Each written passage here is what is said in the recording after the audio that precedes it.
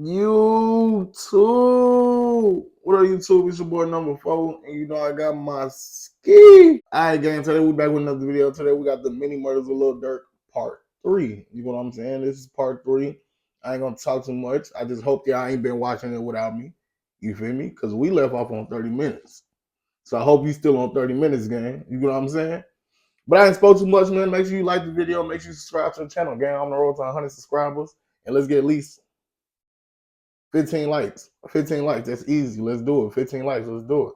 Let's go and get straight into the video. Hey, in life shit, I don't really need nobody. I don't really even need nobody. I'ma take off, but they ain't tryna see me grind. All them niggas tryna see me behind them. I just want to roll, said fuck all the time. It just been me in the booth, nigga grind. These niggas be slack, all these fuck nigga grind. Telling the truth and they stay. A Chicago drill scene was beginning to pop off in the city, with artists like King Louie, Chief Keef, E-Day, S-Dot, FBG Duck, Bo Deal, Lil Reese, and Lil Durk leading the charge. But 2011 wasn't only good times for Durk, as many developments would be going down in the streets, and in July, he would end up losing a person that was not only important to him, but also the entirety of the D-Town set, as an 18-year-old Tay-Ski, or Tay-Tay, real name Davonte Childress, was gunned down in D-Town's hood. Like Lil Mo on Lamron's side, Tay-Ski would become known as one of the first major losses for D-Town, and they would be so impacted by... I said it before, gang. I said it at the beginning of the video, but I just had to pause to let y'all know to remind y'all, like the video, gang.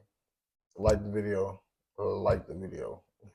Passing, they would rename their hood Tay-Town, also known as TTE, which also means Threats to Everybody, or Tay-Town Entertainment. In his mixtape I'm a Hitter, that was released about a month after Tay-Ski's death, Durk himself would have a tribute song towards him titled Tay-Ski Crazy. Interestingly, unlike many other murders in Chicago, this one would eventually actually be solved, and 2 people would end up being charged and found guilty, Antoine Reynolds and Marlon Boyce, both alleged members of a GD set called Shields, hailing from 57th and Shields. After Tay's murder, Lamron and Tay-Town would understandably be thirsty for revenge, and they would allegedly get that revenge the following year, when a member of the Shields, named Travis Henry, was shot and killed while sitting in his car in the Shields hood. Just like Tay-Town, Shields would pay tribute to their fallen friend by renaming their hood Travis World, whilst also claiming to be TTEK, or Tay-Town Killers. It would take 2 years for the police to finally find a suspect, but in 2014 they would charge a man for the murder of Travis, this man being none other than OTF DD, real name DeAndre Wilson, who was already back then one of Lil Durk's closest friends. However, by 2023,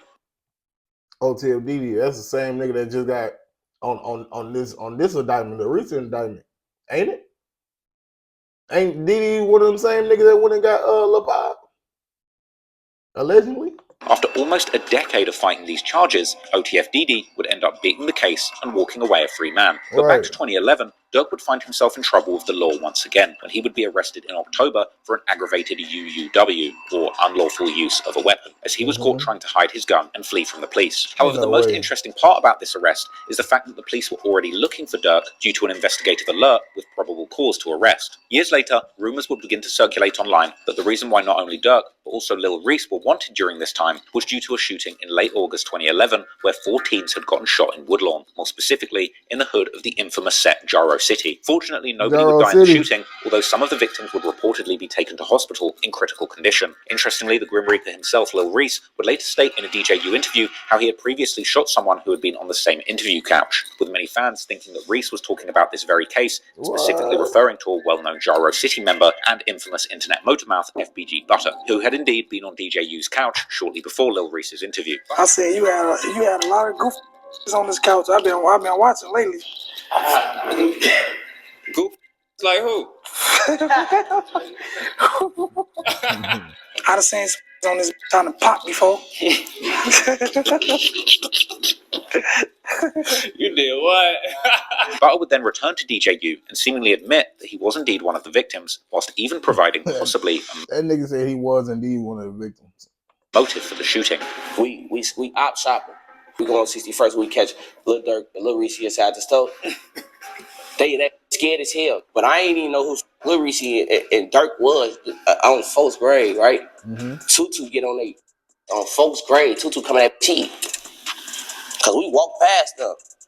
Tutu double back. He on Tuka.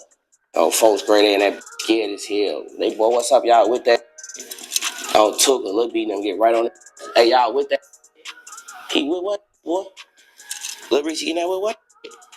In addition to him saying we done had some goof on the couch, he was like, yeah, I'll pop one of these That's been on the couch.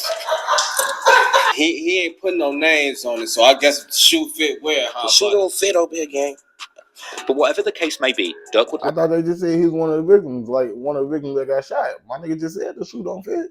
You know what I'm saying? Was he? Did he get shot or not? Reportedly remained locked up for 3 months, during which time his girlfriend Nicole would give birth to his oldest son, Angelo, in November. Then, at the beginning of 2012, Hey, bro, last video, bro, I asked y'all to comment Lil Durk Instagram, Lil Durk's sister Instagram. Nobody commented. First video, I asked y'all to comment where we left off. Nobody commented. And y'all not really liking the videos, gang. Let me find out y'all don't want to see these no more, gang. If I don't get 10 likes, at least 10 likes, gang, we ending this shit at part 3.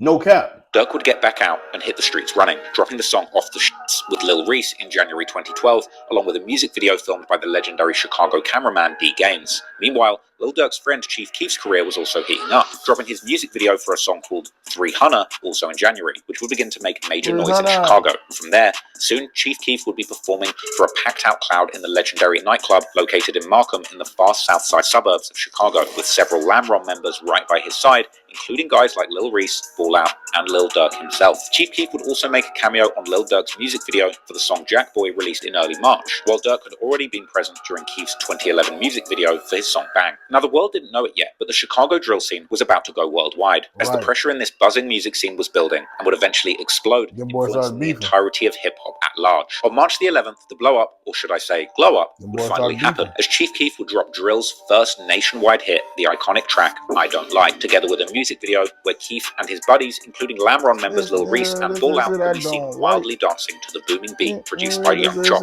Building on the success of I Don't Like, Durk would drop a major hit later in March himself, the drill classic L's Anthem, another auto-tuned banger dedicated to his Lamron set. Durk trying to keep your team on track, but it feels like this? Meet Connect Team, the all-in-one platform to manage your... Durk, together with the likes of Chief Keef and Lil Reese, were now the main faces of the new Chicago drill scene. And if you would have seen the potential in Durk at the time, you would have truly gotten yourself a bargain deal for a feature. Price tag at this time being just $1,000. Then, in late April, Durk and Reese would both make a major announcement when it was revealed that they would both be signing to Def Jam, one of hip-hop's most historically significant record labels. And this was even before Chief Keef would sign his historic $6 million deal with Interscope. But unfortunately, just as Durk's career was about to take off, he would have to go back to jail to finish his sentence for the UUW, keeping him out of the picture for several months, whilst his friends and family were trying to keep his buzz going. Durk would get out in July, this time hitting the streets with a new look and a new hunger, which would culminate in December with his third mixtape, Life Ain't No Joke, featuring big names in the rap game like French Montana, Soulja Boy, and Yo Gotti. However, it would be Durk's next major move that would truly make him a household name, as in May 2013, he would drop the song This Ain't What You Want, together with his most professional-looking music video until that point, probably enabled by Def Jam's big production budgets. The music video included cameos from numerous people who would later become infamous in the drill scene, including the 600 rapper Rondo Number 9, who would ultimately end up killing an innocent livery driver the following year, receiving a 39-year sentence, and, bizarrely, Mubu Crump, nicknamed the Chirac Scorekeeper by DJ Academics, who would eventually fall out with Durk and his OTF crew before getting killed in 2018, as well as THF Bezu from the THF 46 set, who would be arrested for murder in 2014, but ultimately ended up beating the charges, going on to release the 2018 street hit, Beat That Body, together with another body beater, King Von, who himself at that time had just successfully beaten his own murder charges. But anyway, back to 2013, and unfortunately for Durk, once again, right as his career was about to blow to that next level, he would get in trouble with the law once again. He was arrested for another UUW in June, after police would catch him red-handed with a stolen block, while the local news would report on him as a rapper, quote, associated with Chief Keef. That says a lot about where the kind of discourse around Chicago drill music was at the time. Regardless, Durk would catch a lucky break, as his friend would actually end up signing an affidavit claiming that the gun was actually his, ultimately getting Durk off the hook. But in the meantime, there was another controversy brewing. While Durk would be released on bail later in June, he would almost immediately get into an online beef with none other than Chief Keef himself, as Durk's OTF affiliate, Chief Wook, would begin tweeting apparent disses towards Keef, accusing him of not being a stand-up friend and refusing to help somebody that needed bail money, despite having signed a $6 million record deal. Durk would actually retweet his friend's posts. He said he wanted to go buy a four-wheeler with that shit. whilst also letting his own feelings be known, saying how he's still in the hood and not in the rich suburbs outside of Chicago like Keith was at the time, as well as directly stating how it was F Chief Keef's GBE crew. Naturally, fans at the time would think that the beef was about Durk's bail, which had been 10% of $100,000, an amount that just so happened to be the exact same amount that Keith would post his new four-wheeler costed. These posts actually at the time being seen as subliminal disses towards Lil Durk. However, as 600 member Tay Capone would later explain, the person asking for bail actually would have been an O Block member called Trey 5. They came to him about bonding out 5. They came to him about bonding out one of the guys, and Sosa was like, you know, he not spending them, but he just telling them like, I got you. You know what I'm saying? We gonna, you know, Trey 5 was from O Block. He was fighting a charge. He had bond. I think his bond was like 10K, 7,500 or something. They was trying to get from Sosa, and Sosa had been, I guess, to them spending them about. You know what I'm saying? Like whatever bond money or whatever they was gonna do for 5, they wanted from Sosa. They felt like Sosa was spending them. So they felt like they gave him enough time to act on what the situation or whatever. And then once they felt like he was just gonna keep spending them or lying to him, they felt like they had enough time, or they felt like they had enough aggression built up from the situation to just act. You know, but at the time, it seemed that this beef was squashed as soon as it had started, with Lil Durk saying during an interview that it was nothing but some words and that the two groups still had love for each other. A lot of people have been tweeting me to ask you about your relationship with Chief Keef because of things that have been going back and forth. What is the status of that right now? It was just a little bit of words. It ain't nothing major though. It ain't nothing major? No, ain't nothing major. It ain't nothing that's gonna grow or nah. Have y'all communicated since then? Have y'all yeah, we had a little few words to beat on some, man. We cooling right now, so yeah. So I respected that. Respect each other, we got love for each other, so you know how Twitter is. You know, Twitter gonna take anything the wrong way. Ain't Twitter a trip? Meanwhile, Lil Durk's Lamron set was getting some questionable publicity in the local media, as the Chicago Sun-Times would publish a scathing cover story about the gang in November 2013, calling the set Lamron Englewood's public enemy number 1. And the article would go in depth on Lamron's alleged illegal activities, which according to police included not only shootings and murders, but also drug sales, and even a large counterfeiting ring that produced fake driving licenses. Alright, gang, man, I ain't finna kick it with y'all too long today, man. It's Christmas, man. It's Christmas time, man. It's Christmas. But let's get at least 10 videos on this. I mean, let's get at least 10 likes on this video. If we don't get at least 10 likes, game, I'm ending this at part 3. You feel me? For those that y'all wanted to see, I apologize if you wanted to see it. But if we don't get 10 likes, I'm ending this shit, gang. No cap, no cap, no cap. That was it for the video, man. Make sure y'all like the video. Make sure y'all subscribe to the channel, gang. I'm on the road to 100 subscribers. I'll catch y'all boys tomorrow. You feel me? Hopefully we'll do another part 4. Hopefully, gang, y'all run it up, run it up. But click on one of these videos, watch part 1 and part 2. You feel me? I'll catch y'all boys in the next one. Ski.